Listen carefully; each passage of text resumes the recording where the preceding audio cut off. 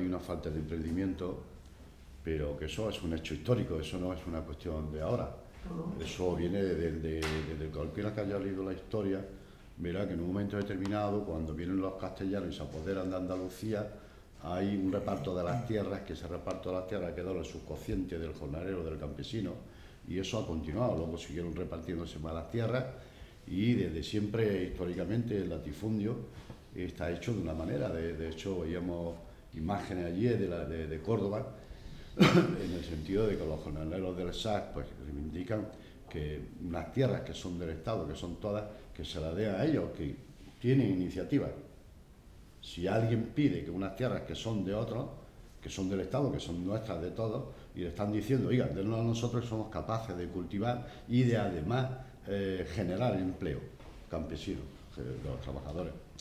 Hombre, lo que sí es verdad es que aquí, desde lo que yo vengo observando, que ya tengo una edad, es que hay una actitud pasiva en el jornalero de la provincia de Jaén como consecuencia de los acontecimientos históricos que ha padecido.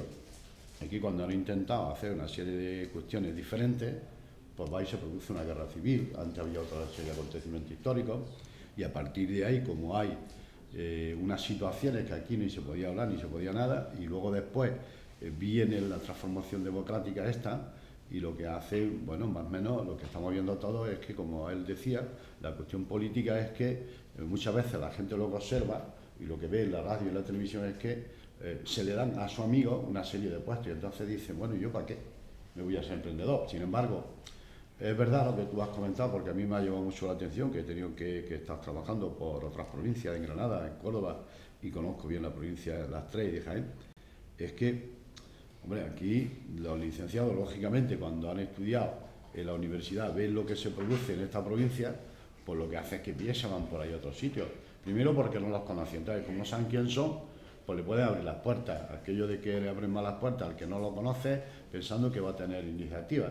Y eso es verdad que se produce. De hecho, pues se les ve cuando están fuera de nuestra provincia, que la gente se ha triunfado. Todos los licenciados que se han ido por ahí. Los que se quedan por aquí, pues a lo mejor posiblemente son los más acomodaticios, y se quedan aquí pensando en que, bueno, van a estar llevando la oliva de sus padres, y que como eso le puede dar de comer, pues se quedan aquí. Y luego, yo entiendo que emprendedores hay. Lo que pasa es que aquí se les llena a los políticos las palabras de emprendedores, pero no lo resuelven, porque aquí es posible que haya una parte de lo que estamos viendo en el condado, de que haya unas maneras de entender que es posible que tengan una actuación determinada,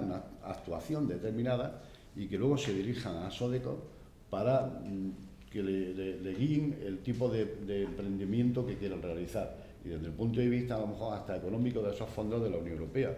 Pero claro, eso pues dice mucho que hay gente que es capaz de hacerlo. Lo único que pasa es que, desde mi punto de vista, como no ha habido hábito, pues es muy difícil de realizarlo.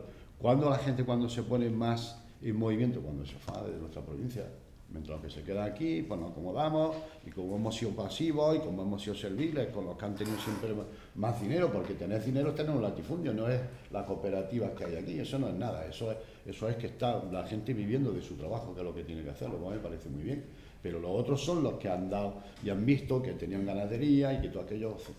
Pues la gente lo que ha venido haciendo es que se han ido, por eso se han ido, está en Cataluña, Madrid, País Vasco, donde estaba la industria. Aquí, como vean que no se había manera de emprender, eso está metido en el subconsciente de todos nosotros en esta provincia, y ahí estamos. Esa es una cuestión que, desde mi punto de vista. La gente se acomoda a lo que tiene y no quiere arriesgar a algo que no conoce. Eso le pasa a mucha gente. Yo creo que esa es la clave, que hay mucho miedo a lo desconocido, ¿no? Y luego, pues como a veces, claro, en Estados Unidos dicen que hasta el 10º negocio que tienes que no triunfe es algo normal. Aquí el primero que falle eres un fracasado, eres un no sé qué, ¿no? Y como, claro, evidentemente siempre hay ejemplos de gente que no le ha ido bien, porque los negocios no son fáciles, ¿no? Pues esos son los ejemplos que quedan en mucha gente, ¿no? Mira, fue tal, me hizo esto y mira, se arruinó lo poco que tenía, tal.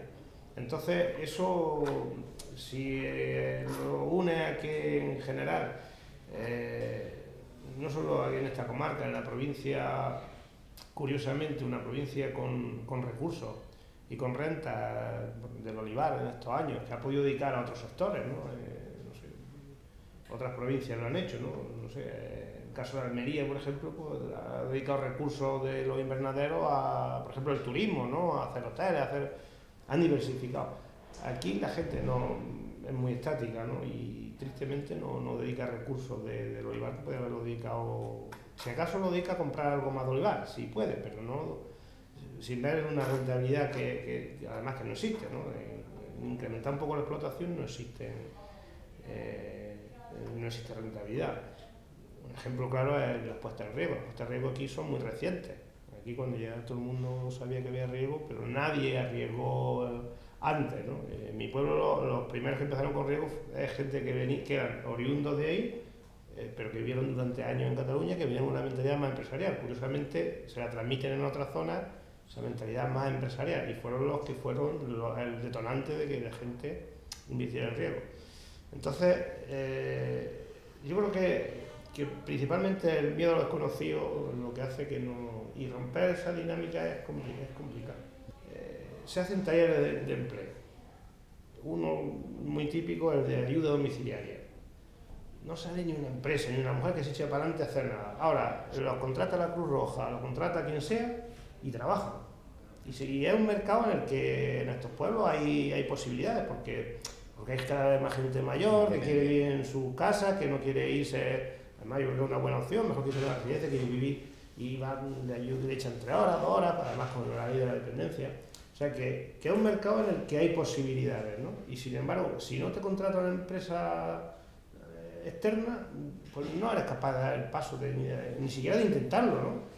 Por más ayuda que te den de autónomo ni de nada, si siquiera dices, oye, voy a intentarlo 2 años, 3 años, o 1 año incluso, ¿no? Que la ayuda autónomo a veces le incentivan para que estén solo 1 año, tampoco le obligan a que estén 5 años, ¿no? Sin embargo, no se suben al carro, es llamativo, ¿no? Yo, hombre, el caso, por donde vivo, el caso de aquí yo lo conozco menos, ¿no? El de Montizón, con los 2 núcleos, Montizón como núcleo no tiene prácticamente población ya. Venta de los Santos y Villahermosa tienen 2 trayectorias totalmente distintas.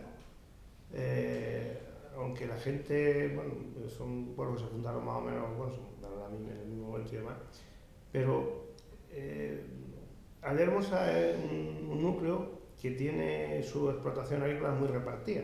Es raro quien no tiene nada. Hay mucha gente con 10, 8, 10, 12, 15 hectáreas, 5, y muy raro que tiene 0 hectáreas. Muy raro.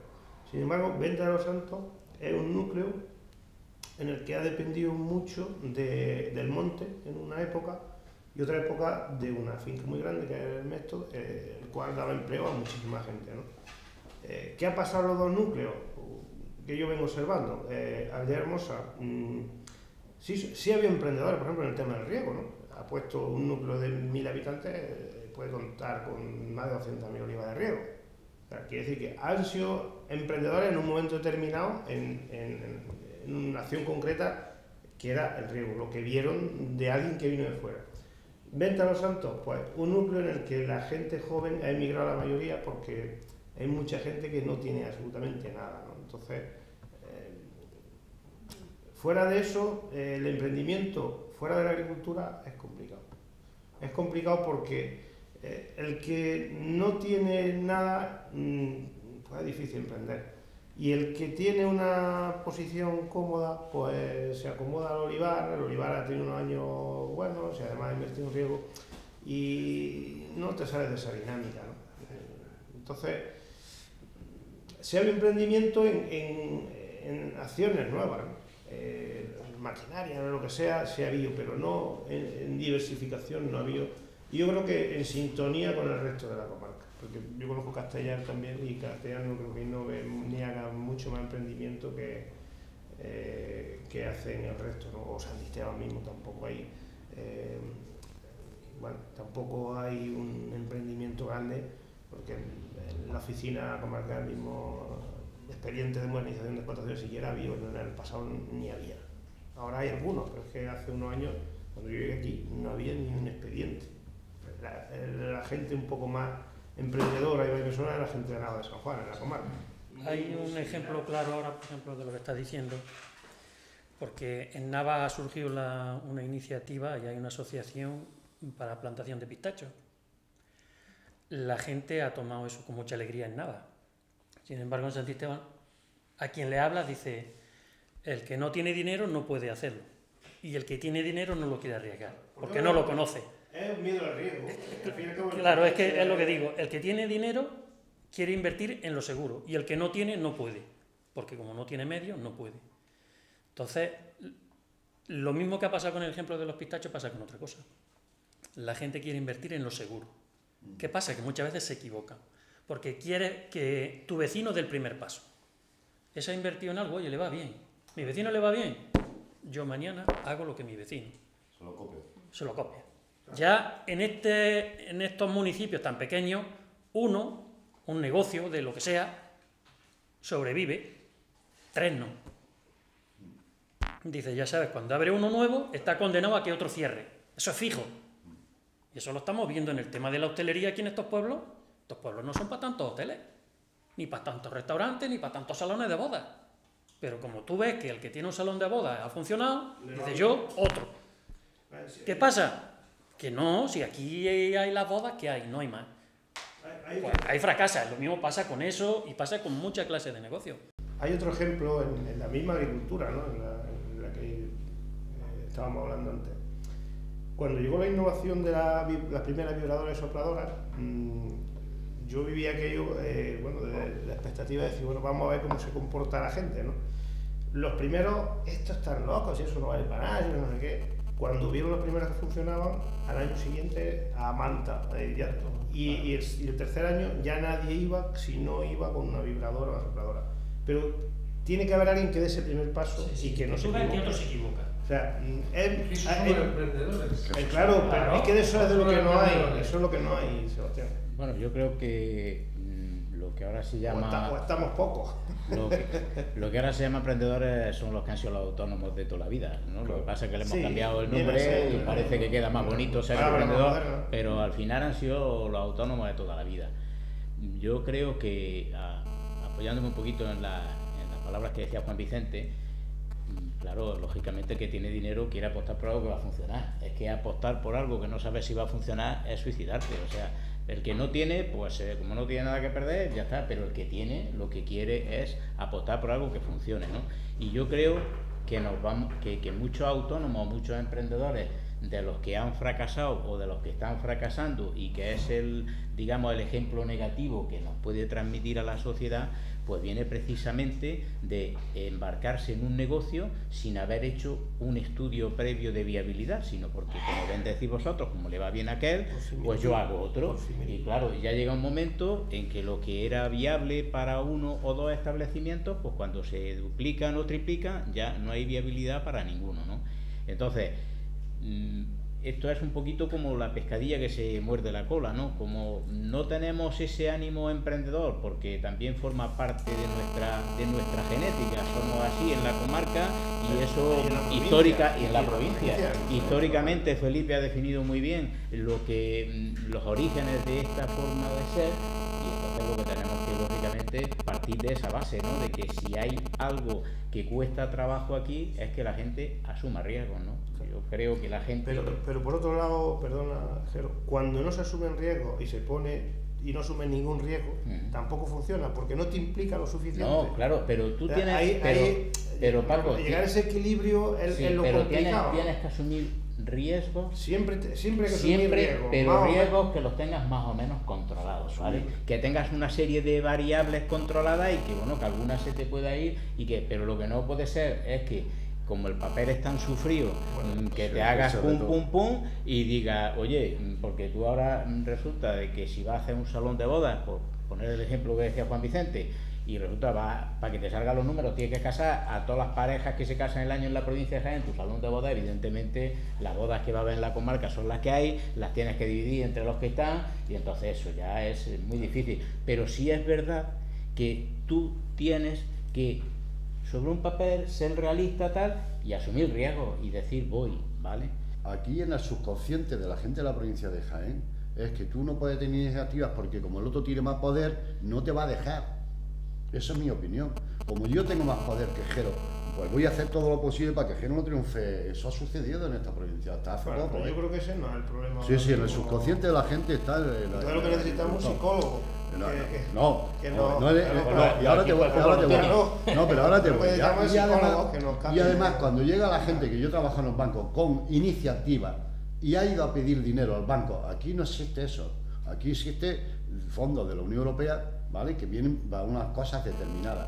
Pero a la gente se le deniega muchísimos préstamos a los bancos. Aquí es mentira el cuento de que los bancos tienen a disposición de los emprendedores dinero. No, eso es mentira. Eso es una mentira. Los bancos no creen en proyectos. Nada, eso no es se lo otra creen. parte. Estos no son los Estados Unidos, donde sí es verdad, o como yo decía, o Alemania y otros países de Europa, donde los bancos ponen dinero a disposición de esa gente emprendedora. Pero esas son las dos cuestiones que hay. Aquí la gente, como estamos habituados a esa manera de ser, o cuando vemos que queremos tener iniciativas como lo del pistacho, es verdad que lo que hacen es copiarlo y ya está. Y eso no es tener iniciativa. El primero sí la tuvo, pero el siguiente no. Aquí es verdad que qué hace o qué se hace con la situación que se da en cuanto se monta en cola taller de una determinada profesión y la gente y los chavales no actúan.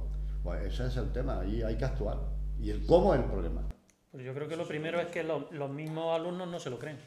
Claro. Los mismos alumnos son los... Porque yo he estado de monitor en la casa de oficio aquí en Santisteban y eran críos que entraron en la casa de oficio porque muy jovencillos, no tenían otra salida y bueno, pues entramos aquí creyendo que iban a salir con un puesto de trabajo. No, a ti te dan una formación. El puesto de trabajo lo tienes que crear tú, pero eso te lo tienes que creer. Yo es que creo en eso. Primero es que habría que seleccionar a la gente por el nivel de emprendimiento que quieren tener, o sea, por lo que se quieren arriesgar, no los alumnos en base a criterios de otra forma, ¿no?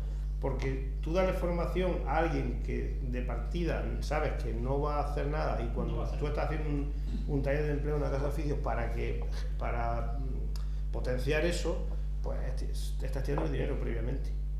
Quizá habría que empezar a cambiar el chip y seleccionar a la gente en función de proyectos que quieren desarrollar o iniciativas que puedan tener, que luego algunos lo llevarán a cabo o no, pero si de entrada sabes que la mayoría no lo van a hacer, o porque los criterios son que en vez de estar en mi casa tal, me apunto a este taller de empleo, a esta casa de oficio, claro, lo que sea, por eso pues, yo, por ejemplo, eso está abocado al fracaso total. Cuando hablaba Sebastián, lo que me venía a la mente es que de esa experiencia que tenemos debemos aprender que esas fórmulas no han funcionado, entonces las tenemos que cambiar, o sea, volver sobre los mismos pasos siempre nos llevará al mismo sitio. Entonces ya hemos aprendido algo, ese sistema no funciona en esta comarca, a lo mejor en otra ese no funciona, pues vamos a hacer algo diferente. Bueno, luego también hay alguna gente que sí tiene iniciativa y quiere formar su empresa y eso, lo que pasa que yo creo que es también un poco el miedo ese al fracaso, a empezar y que luego te vaya mal, también será por la situación económica que estamos viviendo ahora mismo. Entonces quizá la gente se frena un poco a emprender y formar su empresa es que cuando yo creo que a lo mejor también se debería de apoyar más. Cuando en los padres existe esa mentalidad, si un hijo te dice que quiere emprender algo, el padre es el primero que le va a meter miedo. Cuando el padre le mete miedo, pues el hijo lo que hace es echarse atrás, porque el padre debería ser el primer emprendedor, el decirle no, yo creo en tu idea y te voy a apoyar, pero como el padre es el primero que no quiere arriesgar, claro, el primer conservador es el padre. Claro, pues entonces de ahí viene el fracaso, porque a lo mejor el padre tiene una edad que no quiere emprender ya ningún negocio, pero el hijo sí. Pero claro, el padre le dice, no, hijo mío, que esto es muy arriesgado, que mejor que compre una oliva o te compre una casa y ya está. Hombre, el emprendimiento yo creo, Sebastián, que tiene que venir de la gente joven, evidentemente. Aquí también un problema añadido que tenemos es que la gente mayor apura mucho la empresa, ¿no? Y es que tiene 80 años y sigue siendo el empresario. Sí, con lo cual, el joven tampoco tiene recursos para disponer ni para hacer, ¿no? Entonces, aunque tenga muchas ideas, el padre se las quita y encima no tiene recursos económicos.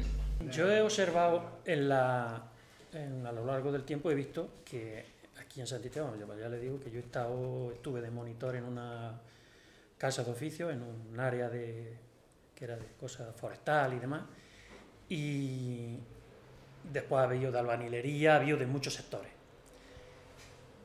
Y yo no recuerdo que haya salido ningún emprendedor de escuelas, talleres, ni de casas de oficio, ni nada, ¿eh? Sin embargo, los nuevos negocios o oficios que se han iniciado en el pueblo son de chavales que han entrado jóvenes a aprender como se aprendía antiguamente con alguien, con un maestro. Entonces yo creo, a lo mejor es una locura lo que estoy diciendo, que si ese esfuerzo económico que se hace en una escuela taller o en una casa de oficios, que eso vale mucho dinero, ese dinero se repartiera entre los, no se le diera a los alumnos, sino a la empresa. Y tú coges a un chaval joven y allí tienes la formación todos los días, ese sí aprende. Y ese, como aprende, termina montándose por su cuenta. Porque se ha visto aquí en muchos negocios. Y es buscar una fórmula. Mi mujer tiene una super limpieza, una tintorería. Eso es un trabajo que ella tiene allí, una muchacha que lleva años, ¿eh? Y todavía está aprendiendo. Eso no se aprende en un rato, ni en un año, ni en 2. Entonces, ha habido veces que hemos necesitado a alguna persona y es difícil, porque lo que hay lo hemos tenido que formar nosotros, a base de mucho tiempo. Entonces, algunas veces puedes hacer ese esfuerzo y otras veces no. Entonces, y de dinero. Hombre, es que tú tener allí una persona, primero la tienes que tener contratada, tienes que estar pagando por ella como si estuviese trabajando. Segundo, muchas veces lo que hace es estorbarte, porque como no sabe, pues la persona que sabe le tiene que dedicar su tiempo. Rompe el ritmo de trabajo. Rompe el ritmo de trabajo. Entonces, eso es costoso. Si a nosotros nos hubiesen ayudado, es decir, oye, tú tienes aquí una persona, aunque solo sea con los seguros sociales, para nosotros ya sería un éxito. Tener allí una persona que no sabe y tú te están pagando los seguros sociales, tú la formas con el tiempo, para nosotros ya sería un éxito a lo largo del tiempo tener una persona que sabe, porque es una cosa que se tarda en aprender mucho. Eso no es un oficio que se aprende en un rato. Lo mismo digo con eso que digo con otras cosas. Pero por centrar un poquillo el tema, porque claro, realmente aquí el emprendedor fue tu mujer, ¿no? Claro. Lo otro es una consecuencia de que lastra a la propia empresa, ¿no? La dificultad que tienes, porque de toda la vida del señor ha habido aprendices hasta que llegó un momento que las condiciones sociales de los trabajadores pues impedían a las empresas tener, vamos, incluso eran perseguidas, ¿no? Por tener, pero yo estoy de acuerdo contigo que ha habido gente que ha empezado de aprendiz en un sitio y luego ha terminado formando su propia empresa con trabajadores a cargo y tal, o sea que eso ya es un discurso de si la formación que se le está haciendo a los jóvenes es la adecuada o no, porque bueno, a lo mejor muchos asisten a cursos que no tienen interés, pues porque están cobrando un dinero durante un tiempo y ya está, ¿no? No se meten a lo mejor en algo que realmente les gusta, les apasiona y que le pueden poner cariño, ¿no? Que por ahí lógicamente viene también la actividad de emprendimiento, ¿no? Es un chaval joven que se mete en un sitio y que termina siendo empresario. Pero aquí lo que tenemos ahora es, en el nuevo marco que vamos a empezar, que en los debates que se están haciendo de todas las personas que se están entrevistando, pues surgen, bueno, pues nuevas empresas, nuevas actividades, nuevas cosas, es quién lleva a cabo ahora eso, ¿no? Porque no hay gente con inquietudes para tirar adelante de esa situación. Es lo difícil, es lo que hay que romper en la comarca, entiendo yo. En esos casos también hay que pensar en ayudar económicamente, porque cualquier negocio, por muy viable que sea, tú no vives del negocio a los 3 meses de montarlo. Entonces, los primeros años, si fuese el negocio más viable, es muy difícil vivir del negocio. Yo lo sé por los negocios que montamos, que si nosotros hubiésemos tenido que vivir del negocio, nos habíamos muerto de hambre. O sea, el negocio ha funcionado porque hemos creído en él y porque hemos invertido muchísimo dinero en él. Entonces, con esto, ¿qué quiero decir? Que a la gente que emprenda hay que ayudarle los primeros años. Porque sea el negocio que sea, no pueden vivir del negocio esos 2 o 3 primeros años, porque es muy difícil. Porque no tienes clientes, no lo conoces, tienes que pagar mucha maquinaria, y entonces eso es muy difícil. Esos primeros años son los cruciales. A ti con que tú subvenciones 6 meses del autónomo, con eso no estamos haciendo nada. Nada, porque cuando pasen 6 meses tienes que pagar. Yo creo que eso debe ser más a largo plazo, esa ayuda.